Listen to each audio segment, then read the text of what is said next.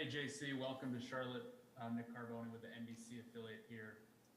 The Panthers obviously drafted you and liked you because you have the ability to cover big physical corners, of which there are receivers, of which there are a lot in your division. So, what are your thoughts on the challenge of covering Julio Jones and Mike Evans and some of the other guys that are going to be facing you guys twice a year?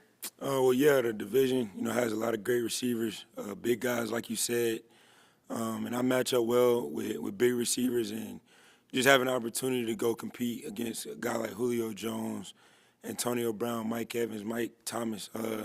It's a blessing, and I'm excited and I'm ready. All right, let's go to then JB Ricks and then Jonathan Alexander, please. Hey, JC, JB Rich with Spectrum News One. Welcome, welcome to Charlotte. I believe the Panthers posted an interaction with you and Kyle Pitts last night after you both were drafted. I was hoping you could maybe give us some insight on the relationship you two have, playing in the same conference, and maybe looking forward to matching up with him. With him being with the Falcons and you being with the Panthers, I'm sure you two are going to cross paths more than once or twice a year. Oh yeah, so Kyle, I knew him in high school a little bit, just from recruiting and camps and stuff like that, and then being in the SEC in the same conference, we played each other every year. We were in college, and then also we got the same agent and we trained together, getting ready for our pro days, and just got a real good relationship. Good friends, talk a lot of trash. So as soon as after the draft, he had called me and was like, "Yeah, I hope you're ready," and I was telling him, "Yeah, I'm gonna lock that up." So just friendly competition, man, and I can't wait to compete against him, man. That's a real good friend of mine. And I got one follow-up question, if you could. Thank you, Ryan. Jeremy Chen, what do you know about him and what he's been able to accomplish during his rookie season? Have you two been in contact with each other yet? And what is it going to be like playing with him? Not yet, not yet. And Jeremy Chen, a great player. I watched him last year play and dominate early as a rookie. So one thing a corner needs is a great safety over top, and that make every corner comfortable. So I'm just blessed to be on the same team as him. Thanks and congratulations. Appreciate you. Hey, JC, Jonathan Alexander, Charlotte Observer. Hope you're doing well, man, and congratulations again. Appreciate that. I appreciate that. Yeah, no problem. A lot of people we've spoken with say, you're super competitive. I'm wondering what influences that? Where did that come from? And also, other than football, what else are you competitive in? I know you play basketball as well. Well, for your first question, I feel like the way I grew up, the way my dad raised me, growing up with a lot of siblings, cousins, there's a lot of competing, a lot of fighting going on, and also just growing up in the Atlanta area. It's a real big sports state, and a lot of competing going on for me since a young age. And for your second question, I compete in everything. I don't like to lose at anything, so my mom tell me sometimes I take stuff too serious, but I know it just comes with it. All right, Bridget Condon, let's go to David Newton. Hey, JC, Bridget Condon from the ABC affiliate in Raleigh. Last night, the Panthers put out the video of Matt Rule calling you, and he expressed how he talked with you the night before and said, "I told you, man, I told you we were going to take you." What was your relationship with him leading up to them calling you? And do you feel like you guys kind of connected more so than maybe other coaches? Yeah, it was just a good vibe with Coach Rule. Just like he was a former college coach, so just talking to him, man, it was a good vibe. He wasn't as uptight as some of the other head coaches I talked to. And just talking to him before the draft, the night before, he just told me like what he thought of me as a player, and he would be excited to add me to the team. So I wasn't 100% sure. I would have been a lot more calm, but I was excited when I got the call, and I was praying to be in Carolina, close to home, and everything lined up. So I'm just glad to be here and ready to play. And real quick, one follow-up. What do you want Carolina Panthers fans to know about Jaycee Horn? They're just gonna get a guy who's gonna go out there and play with passion. Give his all to Panther Nation, and just pray for the best outcome. But I'm definitely gonna give it my all. Hey, JC, David Newton, ESPN.com. Welcome to Charlotte. Like your outfit, by the way. And Appreciate it. can you give me some examples? Talk about your edge.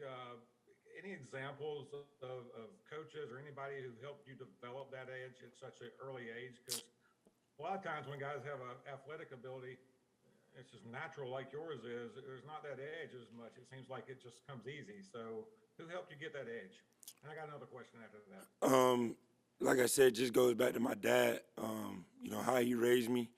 He wasn't a coach of mine. Well, he coached me for 1 year, but you know, just the way I was raised, the little league team I played on, we did a lot of hitting every practice, a lot of competing.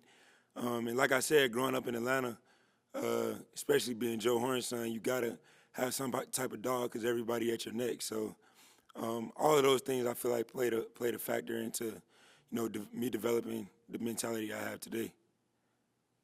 And speaking of your dad, he wasn't really thrilled that all the attention last night seemed to go on the quarterbacks, Aaron Rodgers, that you didn't get your due worth. I know that's a dad speaking, and you can't blame him for that. But what did you think about him being a little ticked off about that? And is that a natural thing that you experienced before? Nah, that's just, like you said, it's just a dad being a dad, man. My dad don't say much, and you know, that if that's how he feels, how he feels. But me, I'm just ready to play football. Did he let you know that? Did you get upset about it? Oh, no, I don't even look at it. He asked me this morning, like, you been watching ESPN? I said, nah, I ain't had time. But I'm sure he was watching it. It probably upset him a little bit.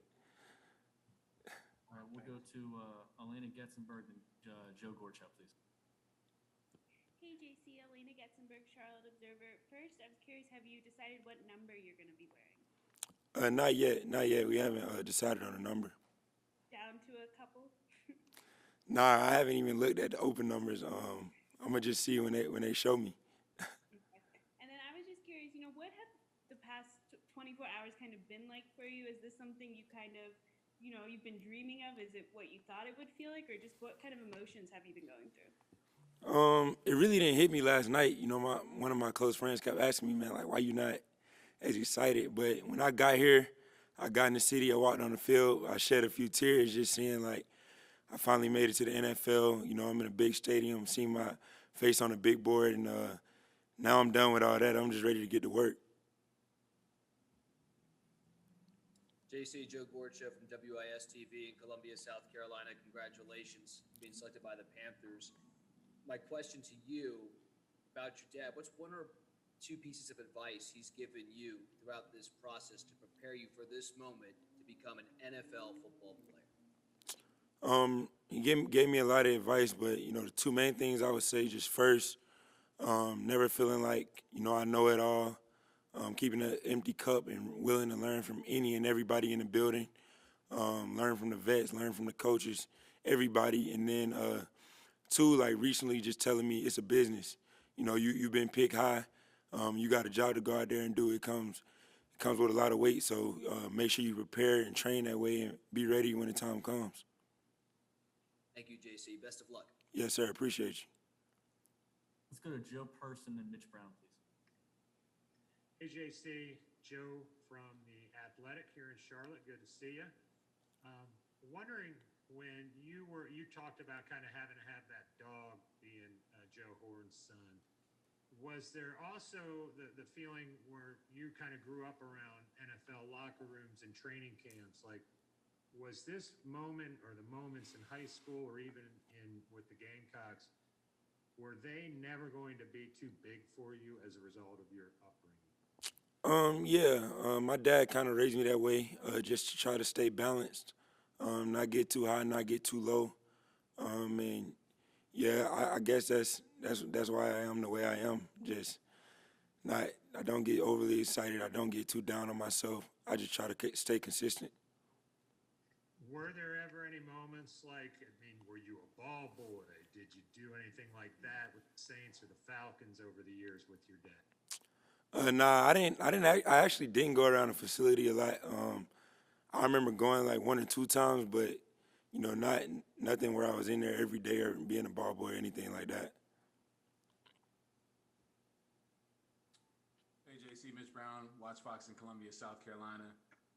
Obviously, you know, your father forged his own path, but for you, just how important is it to you to continue the legacy, to create this legacy, keep it going for your family, and eventually pass this down? It's really important. I'm not saying that in a way that it's pressure or anything, but I just feel like I got to go out there and, make a name for myself.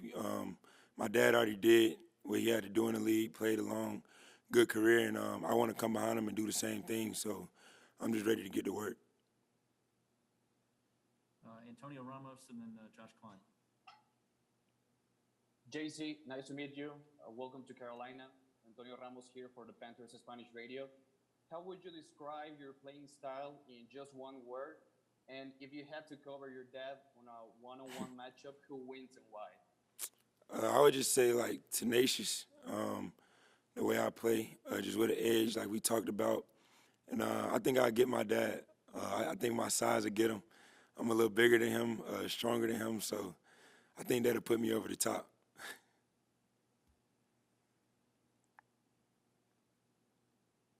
Hey, JC, Josh Klein with the Riot Report.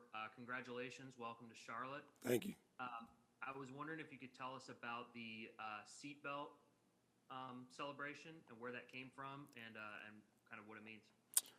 Just basically meaning you locked up anytime you giving a receiver a hard time. Actually, me and my former teammate Israel Mukwama was in practice, and we just kept saying seatbelt, and then we added a little celebration to it where you just act like you're strapping it across your chest after a PBU or something like that. And after I did it versus LSU, it took off. Like a lot of the high school kids in Georgia was doing it. Even some college guys are doing it, and it just became a little wave. So I hope to just keep it going. You do plan to bring that to Carolina? Yeah, for sure. That's just a part of me. So I plan to keep it going. Sheena Quick and Steven Toronto.